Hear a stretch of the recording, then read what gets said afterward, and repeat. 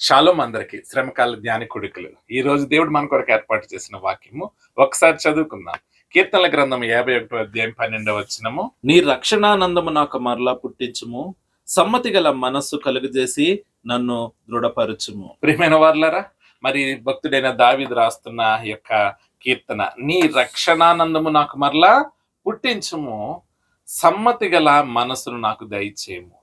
నాకు నెమ్మది లేదు ప్రభువా, నాకులో సంతోషం లేదు, సమాధానం లేదు. అలనాడు నీతో నేను ఆ యొక్క భక్తి మార్గంలో నడుస్తున్నప్పుడు, నీ యొక్క వాక్యమును అనుసరించి జీవిస్తున్నప్పుడు, నీ ప్రియబిడ్డగా ఉన్నప్పుడు ఉన్న రక్షణ ఆనందం నాలో ఇప్పుడు లేదు. మరలా నాకు అది పుట్టించుము మరలా నూతనముగా అని భక్తుడైన దావీదు రాస్తున్న ఇక పశ్చాత్తాపంతో కూడిన ప్రార్థన లేకపోతే కీర్తన అని మనము చెప్పుకోవచ్చు. ప్రియమైన వారులారా, మరి దావీదు చేసిన అతి పెద్ద పాపం ఏంటన్నది అందరికీ తెలుసు. ప్రియమైన వారులారా, కానీ ఆ పాపాన్ని గురించి మనం చాలా సార్లు చెప్పుకుంటూ ఉంటాం, మరి చెప్పుకోవాలి కూడా. ఎందుకంటే తెలుసండి, అది ఏదో దావీదుని మనం పాయింట్ అవుట్ చేయడానికి కాదు, కానీ మరి దావీదు ఏ విధంగా దేవునితో మరలా అనుబంధాన్ని ఏర్పాటు చేసుకోగలిగాడో, తన పశ్చాత్తాప పడుతూ దేవునికి మరలా సమీపంగా రాగలిగాడో అది మనకి చాలా అవసరం. ప్రియమైన వారులారా,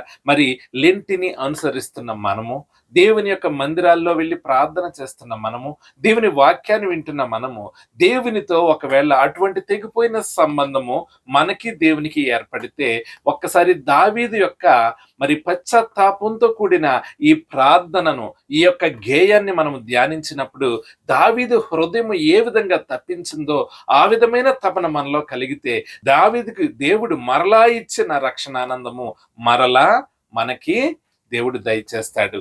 ప్రియమైన వారులారా, ఒకసారి 14వ వచనం కూడా ఒకసారి చదువుకుందాం. దేవా, నా రక్షణకర్తయగు దేవా, రక్తాపరాధము నుండి నన్ను విడిపింపుము, అప్పుడు నా నాలుక నీ నీతిని గూర్చి ఉత్సాహగానము చేయను. ప్రియమైన వారులారా, మరి దావీదు చెప్తున్న మాట ఏంటంటే, రక్తాపరాధము నుంచి నన్ను విడుదల దయచేయి.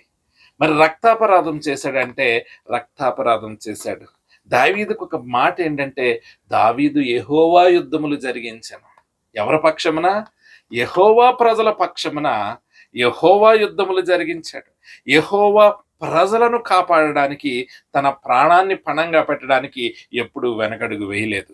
అది దేవుడు తనకిచ్చిన బాధ్యతగా, దేవుడు తనకిచ్చిన పరిచర్యగా దావీదు భావించి ముందుకు వెళ్తూ ఉండేవాడు. కానీ రక్తాపరాధము ఏ విధంగా జరిగించాడంటే, ప్రియమైన వారులారా, మరి ఏ ప్రజల కొరకు తాను ప్రయాసపడాలో, పరిచర్య చేయాలో, ఏ ప్రజలను భక్తిలో నిలబెట్టాలో, ఏ ప్రజలను శత్రు సైన్యం నుండి కాపాడాలో, అటువంటి పరిస్థితుల్లో ఉన్న దావీదు తన దగ్గర ఉన్న సైనికుడు, శ్రేష్టమైన సైనికుడు. ప్రియమైన వారులారా, ఊరియా ఎటువంటి సైనికుడు అంటే, అతని దగ్గరున్న గొప్ప సైనికుల్లో 30 మందిలో ఒకడు ఊరియా. అటువంటి శ్రేష్టమైన వాడు, నీతిమంతుడు. దేవుడే ఇస్తున్న ఒక సాక్ష్యము, నీకన్నా నీతిమంతుడగు యూరియా. చూసారండి, అటువంటి ఊరియా చనిపోవడానికి కారకుడయ్యాడు. ప్రియమైన వారులారా, ఒక రాజుగా మరి ఇవన్నీ జరుగుతూ ఉంటాయి, కొన్ని తప్పుడు నిర్ణయాలు తీసుకుంటూ ఉంటాం అనే మరి తన యొక్క పాపాన్ని కప్పుకోలేదు, తన అపరాధాన్ని కరెక్టే అన్నట్టు ముందుకు వెళ్ళలేదు. కానీ ప్రభు, ఈ రక్తాపరాధం నుండి నన్ను తప్పించమని దేవుని ప్రాధేయపడుతూ ఉన్నాడు. ప్రియమైన వారులారా, మరి ఎటువంటి ప్రేమ కలిగిన వాడు ఒక్కసారి ఆలోచించండి. నేను చేసిన తప్పు నుండి నన్ను క్షమించు ప్రభు, ఎందుకంటే ఇది సరిదిద్దుకోలేని తప్పు చేశానని తాను పశ్చాత్తాపడ్డాడు. ప్రియమైన వారులారా, అవును, ఒకానొకప్పుడు ఎటువంటి రక్షణ ఆనందం కలిగి ఉండేవాడంటే, మరి దావీదు తనకి చేతికి చిక్కిన సౌలును చంపకుండా వదిలిపెట్టాడు. అప్పుడు కూడా అరే, ఈ అవకాశం కోల్పోయానే, మరి ఒకసారి నన్ను చంపడానికి వస్తాడు కదా, కనుక ఈసారి చంపేద్దాం అనే ఆలోచన దావీదు చేయలేదు. కారణము, దేవుని విశ్వసించాడు. సౌలుని విడిచిపెట్టినప్పుడు కూడా తనలో పొరపాటు చేశామన్న భావం లేదు, కానీ రక్షణానందము అంటే దేవుడు తన హృదయంలో నింపిన సంతోషంతో, సమాధానంతో ముందుకు వెళ్ళాడు. అటువంటి దావీదు సౌలుని విడిచిపెట్టినప్పుడు కూడా ఎప్పుడు బాధపడలేదు. ప్రియమైన వారులారా, నేను పొరపాటు చేసేనేమో, మిస్టేక్ చేసేసేనేమో, లేకపోయింటే మరి నాకు ఉండే ఈ థ్రెట్ పోతుంది కదా అని దావీదు అనుకోలేదు. కారణము, దావీదు దేవుణ్ణి నమ్మాడు. దేవుడే తనని కాపాడువాడని, దేవుడే తనను దీవించువాడని, దేవుడే తనకు కోట అని మరి అనేక సార్లు మరి అనేక కీర్తనలో కూడా తను రాశాడు. ప్రియమైన వారులారా, అవును, అటువంటి రక్షణానందము తాను చేసిన పొరపాటును బట్టి ఆ యొక్క రక్షణానందం తన నుండి పోయింది. ప్రియమైన వారులారా, శాంతి లేదు, సమాధానం లేదు, దేవుని యొక్క అనుబంధము లేదు.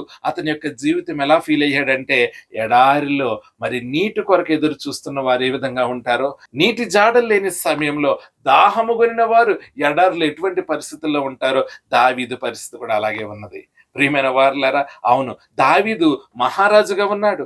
తన చుట్టూ మరి మంచి భోజన పదార్థాలు ఉంటాయి, తన చుట్టూ మంచి ఆభరణాలు ఉంటాయి, మంచి వస్త్రాలు ఉంటాయి. ప్రియమైన వారులారా, సంగీత వాయిద్యాలు ఉంటాయి. ఏవి తనకి ఆనందాన్ని ఇవ్వట్లేదు. కారణం ఏంటంటే, తాను చేసిన అతిక్రమము తనకి దేవునికి మధ్యన ఎడబాటును కలగజేసింది. అయితే ఆ ఎడబాటుని ఏ విధంగా మరి ఆయన సమర్థించుకోవాలి? ప్రియమైన వారులారా, ఒకవేళ 1000 గొర్రెలను బలి ఇవ్వాలంటే దావీదు ఇవ్వగలుగుతాడు. ప్రియమైన వారులారా, ఒకవేళ మరి కొన్ని వేల లీటర్ల మరి నూనెను పానార్పణంగా చేయాలంటే చేయగలుగుతాడు దావీదు. కానీ దావీదు దేవుని యొక్క హృదయాన్ని ఎరిగిన వాడు. దేవుని యొక్క విధానం ఎలా ఉంటదంటే, విరిగి నలిగిన హృదయమే కదా దేవునికి ఇష్టమైన బలి అని దావీదుకి తెలుసు. అందుకనే దావీదు పశ్చాత్తాపంతో దేవుని దగ్గరకు వస్తున్నాడు. ప్రవ్వా, ఆ రక్షణానందం నాకు మరలా పుట్టించు. ప్రియమైన వారులారా, ఒకవేళ నీవు కూడా ఏదైనా అతిక్రమంతో మరి దేవునికి దూరంగా ఉన్నావేమో, అది చిన్నదై ఉండొచ్చు, పెద్దదై ఉండొచ్చు, ఏదైనాను ఒకవేళ నీ హృదయము కన్నీటితో నిండిపోయి ఉంటే, నీవు పశ్చాత్తాపడుతూ ఉంటే, దావీదును కనికరించిన దేవుడు నిన్ను కూడా కనికరిస్తాడు. తెగిపోయిన తన అనుబంధాన్ని మరలా పునరుద్ధరింపజేస్తాడు. ప్రియమైన వారులారా, మరి దేవుని యొక్క అడుగు జాడలో నువ్వు నడగాలంటే నువ్వు ఖచ్చితంగా పశ్చాత్తాపడాలి. నువ్వు నిజముగా నీ యొక్క పాపాన్ని బట్టి నువ్వు బాధపడుతూ ఉంటే, ఆ బాధను దేవుని సన్నిధిలో కుమ్మరించు. దేవుడు ఖచ్చితంగా నిన్ను పరిగణలోకి తీసుకుంటాడు. ఆయన తప్పిపోయిన గొర్రెను వెతికి రక్షించడానికి ఆయన ఎప్పుడూ వెనకడుగు వేయడు. అదే ఉపమానంతో చెప్పాడు. 99 గొర్రెలను విడిచిపెట్టాడు, తప్పిపోయిన గొర్రె కొరకు ఆయన పరుగులు పెట్టుకుంటూ వెతికి దాన్ని కనుగొన్నాడు. కనుగొని సంతోషించాడు.